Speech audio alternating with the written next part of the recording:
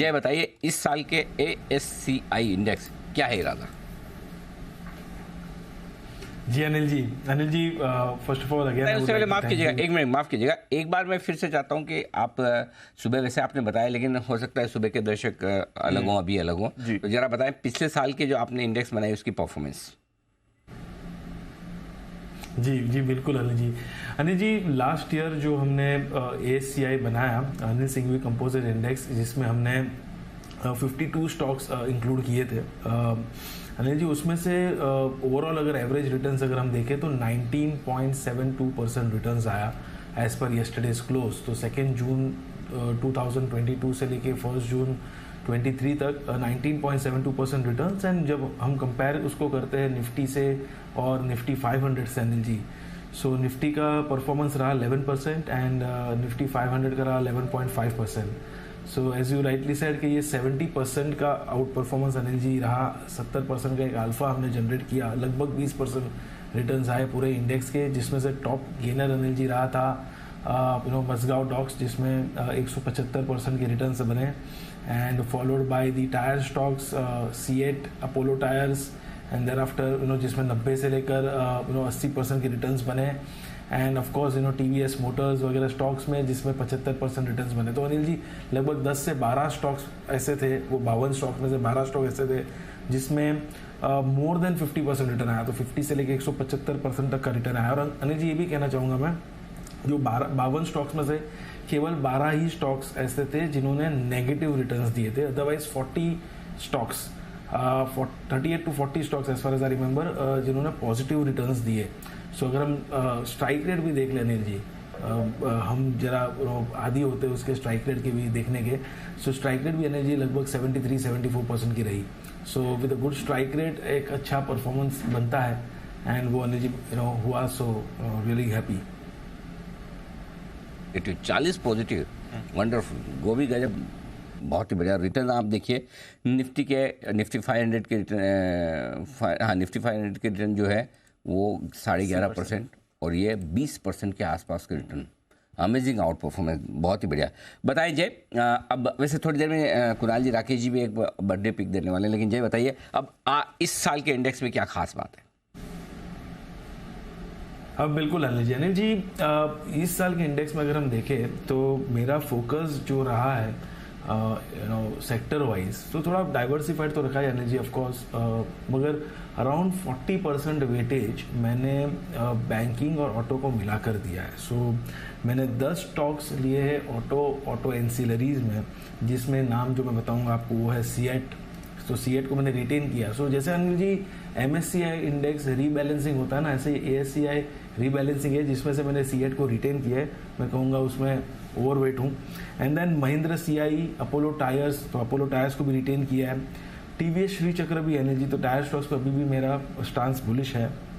सोना कॉम्स, Maruti, Tata Motors, Bajaj Auto, Eicher Motors, Hero MotoCorp, ये सारी स्टॉक्स है जो मुझे ऑटो एंसिलरी में पसंद है। लगभग ये 10 स्टॉक है। ओवरऑल अगर मैं देखूँ बैंकिंग स्टॉक्स में से अनिल जी, सो बैंकिंग में मुझे bank of Maharashtra, bank of Baroda, bank of India, IndusInd bank, AU bank, IDFC first bank, Karur Vysya bank, ये जो 7 बैंक्स है पब्लिक और प्राइवेट मिलाकर अनिल जी, ये सातों सात बैंकिंग स्टॉक्स पर मेरा आउटलुक पॉजिटिव है। गोइंग फॉरवर्ड 1-2 ईयर्स का आउटलुक जो है ओवरऑल पॉजिटिव है। इसके बाद अनिल जी मैंने जो ऐड किया है वो है फिनेंशियल स्टॉक्स। NBFCs अगर हम देखें तो फिनांस देखें तो उसमें भी लगभग 10 स्टॉक्स को मैंने ऐड किया है, like Chola holding, HDFC AMC, हुडको, L&T finance, LIC housing finance, PFC, PNB housing finance, REC, M&M finance, ये सारे स्टॉक्स हैं जी जो मुझे इनका भी आउटलुक बहुत ही बढ़िया लग रहा है। इनफैक्ट फंडामेंटली सारे स्टॉक्स में एक अच्छा आपको ओवरऑल आउटलुक लग रहा है। टेक्निकली भी सारे स्टॉक्स ने बहुत ही बढ़िया ब्रेकआउट लॉन्ग टर्म चार्ट्स पर दिए अनिल जी। IT सर्विसेज का अनिल जी साल जो था वो बहुत ही ख़राब था, मैं कहूँगा पिछला साल, जिसमें करेक्शन देखने मिला। काफ़ी स्टॉक्स थे जिन्होंने अच्छी रिकवरी दिखाई, और उनमें से कुछ ऐसे स्टॉक्स हैं जिन्होंने लाइफ टाइम हाई लगाया। जैसे मैंने आज सैंड के बारे में कहा था तो उसको मैंने इंक्लूड किया है। सैंड के साथ ही साथ हैप्पीएस्ट माइंड्स, सोनाटा सॉफ्टवेयर भी एक ऐसा स्टॉक है अनिल जी जिसमें हमें लाइफ टाइम हाई देखने मिला है, रिलेटिवली आउट परफॉर्मेंस यहाँ पे देखने मिला। और यस, विप्रो को एनर्जी मैंने ऐड किया है, कीपिंग इन माइंड के इस लेवल से आपको एक अच्छा बाउंस बैक देखने मिल सकता है। तो ये 4 ऐसे स्टॉक्स है जो मैंने आईटी में से चूज़ किए हैं। फार्मा में 2 स्टॉक एनर्जी रखे हैं मैंने, बायोकॉन और Divi's lab. I think pharma में ये 2 स्टॉक्स अच्छा कर सकते हैं। IEX एक ऐसा स्टॉक है जिसको मैंने रिटेन किया है पिछले साल के पोर्टफोलियो में से। I think from year on it can out perform और बाउंस बैक। रिफाइनरीज में से मैंने BPCL को इंक्लूड किया एनर्जी। टेलीकॉम में ज़्यादा स्पेस है नहीं, सो देखने की तो भारती एयरटेल को वहाँ पे मैंने ऐड ऑन किया है। एनर्जी ट्राइडेंट टेक्सटाइल्स में से और सुंदरम फास्टनर्स ट्रेडिंग में से इंक्लूड किया है। And Jindal saw iron and steel में से मेरे फ्रेंड विश्वेश ने भी कुछ दिन पहले उसको रेकमेंड किया था SPL में, और उसके पहले मैंने भी किया था एनर्जी। तो जिंदाल सॉ भी मेरे ध्यान में है from long term point of view.